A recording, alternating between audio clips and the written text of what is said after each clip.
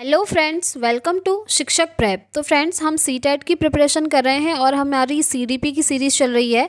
CDP में हमने 11 classes already कर ली हैं। आज हमारी 12th क्लास है और आज की क्लास के अंदर हम देखने वाले हैं chapter language development and it's stages, यानी कि भाषा विकास और इसके चरण। इसे हम डिटेल में समझेंगे फ्रेंड्स। अगर आप चैनल पर नए हैं तो चैनल को सब्सक्राइब कर लीजिएगा, क्योंकि यहाँ पर आपको क्लासेस भी मिलती हैं और साथ ही साथ टीचिंग की हर एक अपडेट जो है आपको टाइम से दी जाती है। तो चलिए स्टार्ट करते हैं आज की क्लास और इस चैप्टर को हम डिटेल में समझेंगे। सीटेट में यहाँ से भी आपसे क्वेश्चन पूछा जाता है। बेसिकली यहाँ से क्वेश्चन आपका बनता है। अभी मैं आपको वीडियो एंड तक देखिएगा, अभी मैं आपको बताऊंगी कि क्वेश्चन किस तरीके से बनता है, ठीक है। और अगर आपने पुरानी वीडियोस नहीं देखी है तो उन्हें भी देख लीजिए। मैंने प्लेलिस्ट क्रिएट कर दी है, वहाँ पर आपको सारी क्लासेस एक साथ मिल जाएंगी। तो चलिए स्टार्ट करते हैं आज की क्लास और सबसे पहले समझेंगे भाषा होती क्या है, लैंग्वेज होती क्या है। देखिए, भाषा संप्रेषण यानी कि कम्युनिकेशन का माध्यम है। इसकी सहायता से हम अपने विचारों को दूसरों तक पहुंचा पाते हैं। भाषा के माध्यम से ही अगर आपने किसी व्यक्ति से कुछ कहना होता है तो भाषा के माध्यम से ही आप कह पाते हैं। आपके जो विचार हैं, आप जो सोच रहे हैं, अगर वो आपने किसी दूसरे तक पहुंचाना है तो आप बोल करके पहुंचाएंगे, भाषा के माध्यम से पहुंचाएंगे, ठीक है। और भाषा के 3 रूप होते हैं, लिखित, मौखिक और सांकेतिक। आप लिख करके भी बता सकते हैं, बोल करके भी बता सकते हैं या संकेतों के माध्यम से भी बता सकते हैं, ठीक है। तो बेसिकली जो भाषा है, लैंग्वेज है, वो क्या है? कम्युनिकेशन का माध्यम है। जैसे अभी मैं आप लोगों को ये पढ़ा रही हूँ, ठीक है, भाषा टॉपिक पढ़ा रही हूँ, किस चीज़ के माध्यम से? भाषा के माध्यम से, क्योंकि मैं यहाँ पर भाषा को बोल रही हूँ, मौखिक रूप से यूज़ कर रही हूँ और साथ ही साथ लिख भी रही हूँ, तो यहाँ पर लिखित भाषा भी यूज़ हो रही है, ठीक हो गया। आई होप आप लोग समझ गए होंगे कि भाषा होती क्या है। अब देख लेते हैं भाषा के जो 3 रूप होते हैं डिटेल में। पहला होता है लिखित भाषा, दूसरी होती है मौखिक भाषा और तीसरी होती है सांकेतिक भाषा। तो देखिए, लिखित भाषा वो भाषा होती है जब आप लिख करके अपने विचारों को किसी दूसरे तक पहुंचा रहे हो। मौखिक भाषा होती है मौखिक रूप से बोलकर, ओरली, ठीक है। अगर आप अपनी बात को किसी दूसरे तक पहुंचा रहे हैं तो वो मौखिक भाषा हो गई। और तीसरी होती है सांकेतिक भाषा, यानी कि साइन लैंग्वेज, जिसको हम इंग्लिश में कह देते हैं। संकेतों के द्वारा किसी को कोई चीज़ बताना। फॉर एग्ज़ाम्पल, जैसे अगर कोई व्यक्ति है जो कि बोल नहीं पाता है तो आप क्या करेंगे? संकेतों के माध्यम से उसे कोई चीज़ समझा सकते हैं, ठीक है। ऐसा आपने देखा होगा, बहुत सारे लोगों के साथ ये होता भी है, साइन लैंग्वेज का जब हम यूज़ करते हैं। चलिए आगे बढ़ते हैं। देखिए, जो ये नोट लिखा है ना, ये इंपॉर्टेंट है। सीटेट में यहाँ से 1 नंबर आपका बन जाएगा कि जो लिखित भाषा होती है वो मौखिक भाषा की अपेक्षा ज़्यादा स्थायी होती है। अब ये क्या है? देखिए, इस चीज़ को समझ लेते हैं। जो आपकी लिखित भाषा होती है उसे ज़्यादा स्थायी माना जाता है, वो वैलिड मानी जाती है मौखिक भाषा के कंपैरिजन में। क्यों? क्योंकि आप जानते ही हैं आजकल की जनरेशन में आप किसी का भरोसा भी नहीं कर सकते, है ना। इसीलिए हम कोई भी चीज़ होती है तो लिख करके अपने पास रखते हैं। अगर किसी ने बोल दिया, आज कुछ बोला है किसी ने आपसे, हो सकता है कल के दिन उसका स्टेटमेंट चेंज हो जाए, वो बोल दे कि मैंने तो ऐसा बोला ही नहीं था, है ना। तो इसीलिए लिखित भाषा जो है आपकी स्थायी मानी जाती है। फॉर एग्जाम्पल, जब किसी की मैरिज होती है तो उनका मैरिज सर्टिफिकेट बनता है और वो लिखित तौर पर बनाया जाता है। वो इसीलिए ताकि कोई ये ना कहे कि कल के दिन कि मैंने तो तुमसे शादी करी ही नहीं है। ये भी तो हो सकता है ना। या फिर कोई थर्ड पर्सन आपसे पूछे तो आप उसको प्रूफ भी दिखा सकते हैं। तो ये मैंने बस एक एग्जाम्पल के तौर पे आपको समझाया है। इसीलिए कहा जाता है कि लिखित भाषा जो है मौखिक भाषा से ज़्यादा स्थायी होती है और ज़्यादातर इसी का यूज़ किया जाता है। चलिए आगे बढ़ते हैं। भाषा संज्ञानात्मक विकास का एक भाग होता है, ये आपको पता होना चाहिए। बेसिकली ये जो आप देख रहे हैं सर्कल, ये आपका ब्रेन है, ठीक है। ये आपका माइंड है, आपका ब्रेन है, आपका दिमाग है।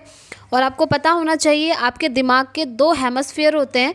एक होता है लेफ्ट हेमस्फीयर और दूसरा होता है राइट हेमस्फीयर। तो देखिए, जो लेफ्ट हेमस्फीयर होता है ना, वो किस चीज़ के लिए रिस्पॉन्सिबल होता है? वो कॉग्निशन के लिए रिस्पॉन्सिबल होता है। कॉग्निशन यानी कि संज्ञान। आपका जो दिमाग है, ये जो कॉग्निशन वर्ड है ना, इसे आप याद रखिएगा क्योंकि जीन पियाजे की थियोरी भी इसी से रिलेटेड है। तो जो कॉग्निशन होता है, संज्ञान होता है, ये आपके दिमाग से संबंधित है, आपकी बुद्धि से संबंधित है। तो ये सारी चीज़ें क्या हैं? आपके लेफ़्ट ब्रेन में काम करती हैं। आप अगर कुछ भी सोच रहे हैं, किसी भी चीज़ के लिए कुछ सोच रहे हैं, पढ़ रहे हैं, तो वो चीज़ें आपके लेफ़्ट ब्रेन से हो रही हैं, ठीक है। और जब आप किसी चीज़ के लिए लॉजिक लगाते हैं, तर्क लगाते हैं, वो भी आपके लेफ्ट ब्रेन से ही होता है। और जो लैंग्वेज डेवलपमेंट है यानी कि भाषा का विकास है, वो भी आपका ब्रेन के लेफ्ट हेमिस्फीयर से संबंधित है। तो अब ये क्वेश्चन भी सीटेट में बनता है कि जो भाषा विकास है वो कौन से ब्रेन से संबंधित है, तो आप कहेंगे वो हमारे लेफ्ट ब्रेन से संबंधित है। अब एक बात बताइए, इतनी सारी चीज़ें लेफ्ट ब्रेन से संबंधित हैं, तो जो हमारा राइट ब्रेन है उसका काम है, तो देखिए क्रिएटिविटी यानी कि सृजनात्मकता, कुछ नया क्रिएट करना। आपने देखा होगा कुछ व्यक्ति ऐसे होते हैं, बहुत सारे होते हैं जो कि क्रिएटिव होते हैं, कुछ ना कुछ नया हमेशा करते रहते हैं, नई चीज़ों की खोज करते हैं, नए नए विचार उनके दिमाग में आते हैं, मतलब नया कुछ बनाना। ऐसे बहुत सारे व्यक्ति होते हैं। तो क्या होता है कि उनका जो राइट ब्रेन होता है ना वो ज़्यादा एक्टिव होता है। ठीक है, तो जो क्रिएटिविटी है, हमारी सृजनात्मकता है, वो राइट ब्रेन से संबंधित है। तो अब आप लोग समझ गए होंगे, भाषा टॉपिक हम पढ़ रहे हैं और भाषा हमारा लेफ्ट ब्रेन से संबंधित है। ठीक है, चलिए आगे बढ़ते हैं। वैसे जो भाषा का कॉन्सेप्ट है फ्रेंड्स, वो इससे बड़ा है, जो कि आपकी हिंदी पेडागोजी में आपसे पूछा जाता है और उसे हम हिंदी पेडागोजी में ही पढ़ेंगे। जो सब्जेक्ट मैं आपको पढ़ा रही हूँ, जो भी सब्जेक्ट मैं आपको पढ़ा रही हूँ ना, उसमें जितने भी टॉपिक पढ़ा रही हूँ वो उस सब्जेक्ट से रिलेटेड हैं। ठीक है, जैसे सीडीपी है तो सीडीपी में लैंग्वेज में से ज़्यादा आपसे नहीं पूछा जाता है। हाँ, अगर हिंदी पेडागोजी देखें तो वहाँ पर जो आपकी लैंग्वेज है, भाषा है, उसमें कुछ और भी चीज़ें आ जाती हैं। जैसे नोम चॉम्स्की का भाषा विकास का सिद्धांत है, नोम चॉम्स्की कहते हैं जो चीज़ें, वो सब। ठीक है, तो वो हम हिंदी पेडागोजी में ही पढ़ेंगे। अब देख लेते हैं भाषा का स्वभाव और क्रम। देखिए ये इम्पॉर्टेंट है, भाषा का क्रम क्या है। ये एक मनोवैज्ञानिक क्रम है। ठीक है, सबसे पहले सुनना, उसके बाद बोलना, देन पढ़ना और फिर लिखना। अब देखिए ये होने को एक मनोवैज्ञानिक क्रम है, भाषा का क्रम है कि बच्चा सबसे पहले सुनना सीखता है, फिर धीरे धीरे बोलना सीखता है, फिर धीरे धीरे बच्चा पढ़ना सीखता है और लास्ट में बच्चा लिखना सीख लेता है। बट एक चीज़ आपको ध्यान रखनी है, सीटेट में ये क्वेश्चन बना हुआ है, इस बार भी बना था, कि ये जो सुनना, बोलना, पढ़ना, लिखना, ये चारों हैं, ये आपस में अंतः संबंधित होते हैं, एकीकृत होते हैं, इंटर रिलेटेड होते हैं। ये नाम आप याद रखिएगा। ठीक है, ये जो क्रम आप देख रहे हैं ये क्या है, ये सारे अंतः संबंधित हैं, एक दूसरे से इंटर रिलेटेड हैं और एकीकृत हैं। ऐसा क्यों कहा है वो भी ध्यान से सुनिए। सबसे पहले बच्चा जैसे सुनना सीखता है, उसके बाद धीरे धीरे वो बोलना सीखता है। तो जब वो बोलना सीख रहा है ना, तो सुनना वाली जो प्रोसेस है वो बोलने के साथ साथ ही चल रही होती है। ऐसे ही बोलने के बाद जब बच्चा धीरे धीरे पढ़ना सीख जाता है, ठीक है, धीरे धीरे जब वो पढ़ना सीखता है तो पढ़ने के साथ साथ उसके बोलने की प्रोसेस भी होगी और सुनने की प्रोसेस भी होगी। और लास्ट में जब बच्चा थोड़ा और बड़ा होकर लिखना सीख जाता है, तो जो लिखने की प्रोसेस है ना फ्रेंड्स, उसके साथ साथ आपकी पढ़ने की प्रोसेस भी चलेगी, बोलने की भी चलेगी और सुनने की भी चलेगी। कहने का मतलब ये है कि ये सभी आपस में एक दूसरे से संबंधित हैं, किसी को भी आप छोड़ नहीं सकते हैं। ऐसा नहीं है कि बच्चा बोलना सीख रहा है तो वो सुनना भूल जाएगा, ऐसा नहीं है। ऐसा नहीं होगा कि बच्चा पढ़ना सीख रहा है तो वो बोलना और सुनना भूल गया। ऐसा भी नहीं है कि बच्चा लिखना सीख रहा है तो वो पढ़ना, बोलना और सुनना तीनों ही भूल गया, ऐसा नहीं है। ये चारों एक साथ चलते हैं, इसीलिए बोला जाता है कि ये चारों आपस में अंतः संबंधित हैं, एकीकृत हैं। और इस चीज़ में स्टूडेंट्स बहुत ज़्यादा कंफ्यूज होते हैं। अब आपका कंफ्यूजन दूर हो गया है, ये चीज़ आपको ध्यान रखनी है। ठीक है, अब इसको लर्न करने की मैंने एक ट्रिक बनाई है, जो ट्रिक है सु बो प ली। ये भाषाई कौशल हैं बेसिकली।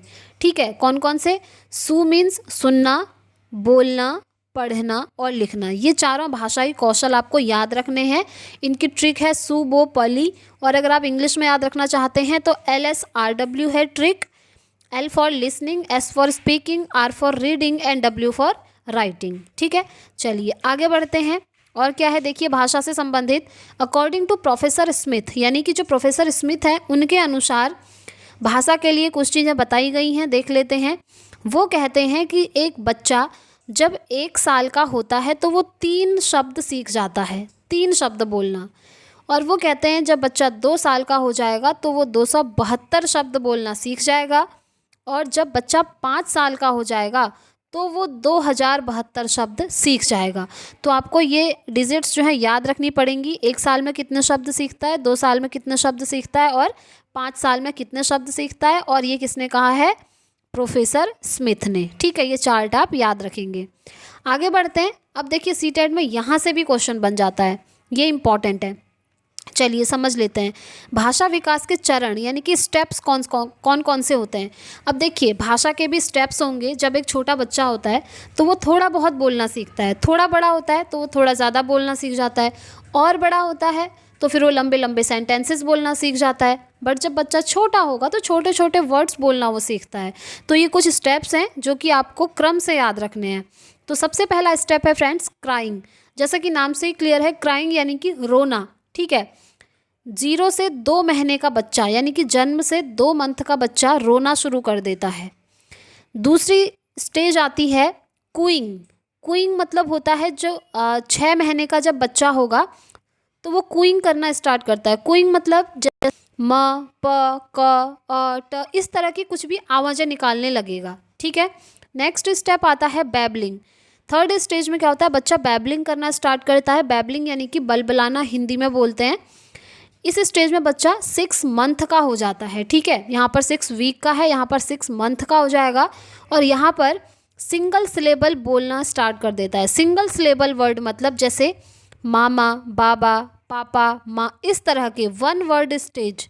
नहीं, वन वर्ड स्टेज ये नहीं होती है, ये सिंगल सिलेबल है। ठीक है, सिंगल सिलेबल बोलना स्टार्ट करता है। जैसे मामा, आप देख रहे हैं एक जैसे वर्ड हैं ये, बाबा, पापा, माँ, इस तरह के। उसके बाद जो नेक्स्ट स्टेज आती है वो आती है फ्रेंड्स वन वर्ड स्टेज।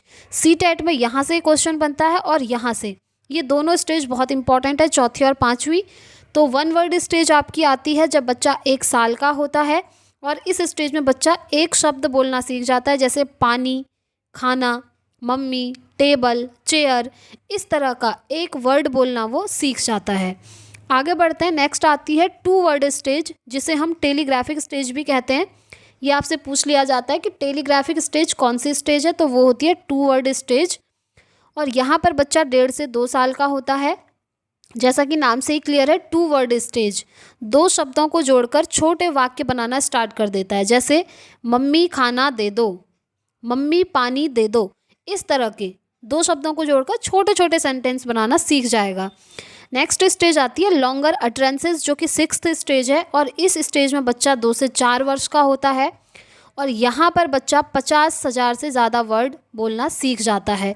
यानी कि 50,000 से ज़्यादा शब्द वो सीख जाता है, और इन शब्दों की सहायता से लंबे लंबे वाक्य बनाना स्टार्ट कर देता है। ठीक है, तो ये थे फ्रेंड्स भाषा विकास के चरण, और ये बहुत ज़्यादा इंपॉर्टेंट है, यहाँ से आपसे क्वेश्चन पूछे जाते हैं। ठीक है, तो आज का चैप्टर यहाँ कंप्लीट होता है फ्रेंड्स। आई होप आपको क्लास पसंद आई होगी। पसंद आई है और समझ में आई है तो प्लीज़ वीडियो को लाइक एंड शेयर ज़रूर कीजिएगा। चैनल पर नए हैं तो चैनल को सब्सक्राइब कीजिएगा, ताकि वीडियोस की नोटिफिकेशन आपको मिलती रहें। देखिए, अगर आपकी कोई क्वेरी है तो आप मुझसे कमेंट बॉक्स में भी पूछ सकते हैं, मैं आपको रिस्पॉन्स ज़रूर दूंगी। और हम साथ ही साथ अदर सब्जेक्ट्स की भी प्रिपरेशन करेंगे। अभी आपका एग्ज़ाम होने में थोड़ा टाइम है, तो आप लोग अपनी प्रिपरेशन करते रहिए। और ये जो नोट्स हैं ना, इन्हें आप खुद से भी बनाइएगा, ताकि जब आपकी एग्ज़ाम की डेट आ जाएगी तो आपको रिवीजन करने में काफ़ी हेल्प होगी। ठीक है, तो इस वीडियो में इतना ही रखते हैं, मिलते हैं नेक्स्ट वीडियो में। Thanks for watching.